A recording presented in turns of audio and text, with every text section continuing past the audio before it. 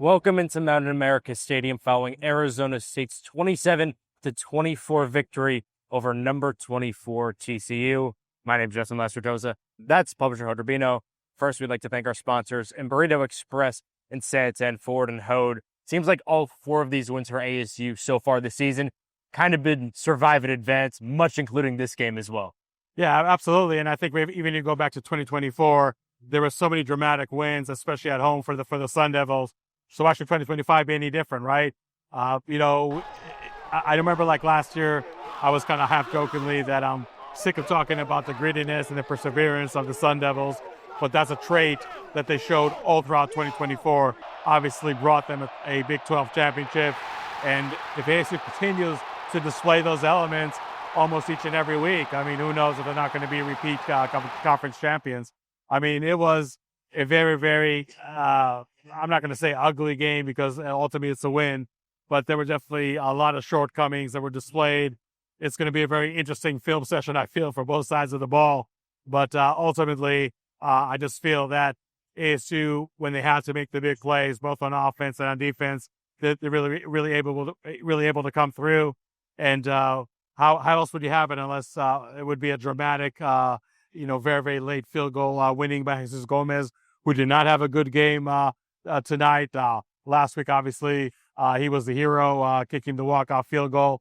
Tonight, only 2 of 4 field goals, but the one that was a difference in the game was able to make. And obviously, linebacker Martell Hughes with the game-sealing interception, very reminiscent maybe of that BYU win last year. So, some way, somehow, ASU does find ways to win. You know, obviously, when you talk about surviving advance against a team like NAU, that doesn't hit all that great. But when you have a win over number 24 TCU, an absolutely explosive offensive team, this is definitely a very, very impressive victory for ASU. Yeah, and it seems like a trend for this ASU team all season long has been the fact that they haven't been able to find a rhythm early offensively, and tonight it was kind of the same case against TCU. However, they're able to find that rhythm and probably their most well-rounded offensive performance of the season. Yeah, 498 yards of total offense, 220 of them on the ground. Sam Levitt is 26 of 38 for 278 yards, 2 touchdowns, no interception, but did have a fumble. So it's one of those games, Justin, where, maybe the stat sheet can be somewhat deceiving because, to your point, it wasn't like the offense was like really in great rhythm for long stretches. It seems like sometimes it was 1 step forward, 2 steps back. Obviously, a lot of issues in the red zone, not converting touchdowns. A lot of issues on short yardage, including really the last play of the game on offense where ASU had to go for a field goal because they can't convert a 4th and goal on the 1-yard line. So sure, you can say bottom line, ASU was able to kick the very comfortable field goal and come away with the victory. But against other teams in the future, that's probably really not going to cut it. So there's a lot really to fix, I feel, on offense for the Sun Devils. But overall, it was a well-rounded game. Yeah, Sam Levitt was able to find the groove when he was supposed to. And what else can you say about Jordan Tyson? It seems like Sam Levitt, even just throwing balls off balance, balls that probably had no business of being caught. Here comes Jordan Tyson, 8 receptions, 126 yards, 2 touchdowns. With 17 NFL scouts in attendance, I think Jordan Tyson picked one heck of a game to have one of his better performances in a Sun Devil uniform. Obviously, can't forget the run game. Malik Brown, 22 carries for 147 yards. It was a run game that still leaned quite a bit, I feel, on Sam Levitt. Kyson Brown and Kane Udo really had very, very quiet games. So, I think just ultimately, when your playmakers had to step up, Sam Levitt, Malik Brown, Jordan Tyson, everybody did step up. Again, there's a lot to clean up on offense, and I think this does come in a good week. But overall, this offense did show up when it mattered. Don't forget, this was an ASU team that was down 17-0, and to outscore their opponent 27-7. The offense had a lot to do about it, but the defense as well. Yeah, as you said, 17 unanswered points for TCU to open up the game, but it seems like this ASU defense just keeps coming up big and big every single week. What did you see out of that unit? When you limit an absolute explosive TCU offense to 4.6 yards a game, when Josh Hoover, their stud quarterback, who made some unbelievable throws, does throw for two interceptions, and overall was just 20 of 32 for 242 yards, no passing touchdowns. I mean, you just tip your hat for the umpteenth time for this ASU defense. Once again, just like last week, shutting down a very explosive Baylor quarterback in Robertson tonight. Just an absolute masterful job on Josh Hoover. The running game was non-existent, and I know the starting running back was not healthy, but nonetheless, I feel that this defense, and it's kind of funny, I don't want to pat myself on the back, but what I say in the preview, they're going to have, a few, roundabouts to the face, and they're down 17-0, and that TCU passing offense is absolutely humming in the first quarter. But man, when this ASU defense settled, they settled, and they absolutely were able to contain and then some the TCU offense. So just tip of cap once again for this ASU defense. I feel that they did actually win the game for ASU because there were a lot of issues that we were pointing out to on offense. But I just feel like when the ASU defense was able to settle down, play their game, they just really halted this TCU offense time and time again.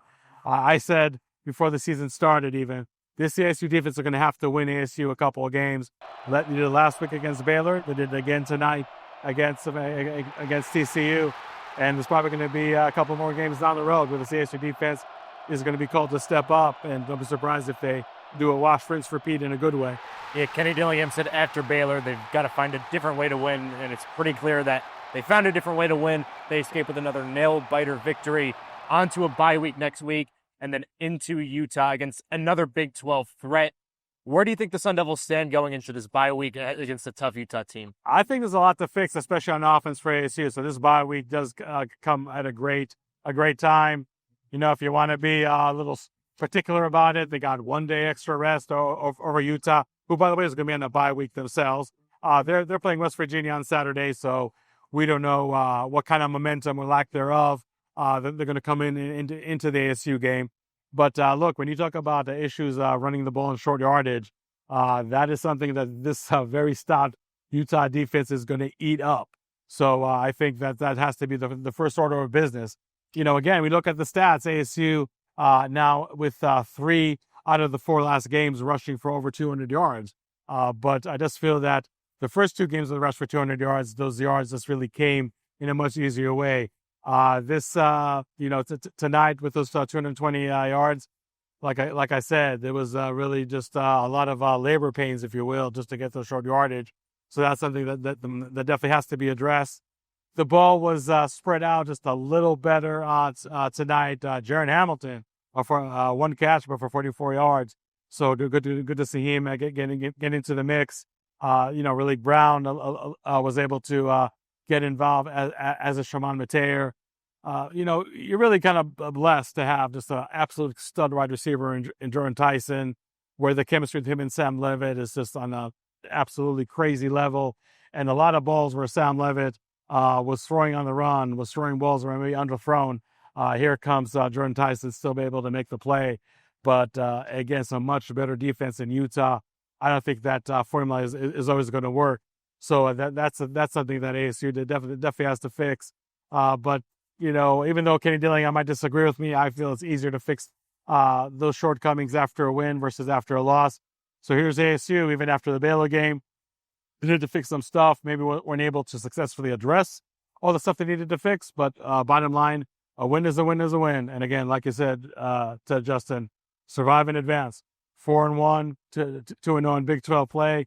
There are a lot of teams around the country, a lot of teams around the conference that would love to trade places with ASU right now, even though some of those wins reveal just as much shortcomings as strengths.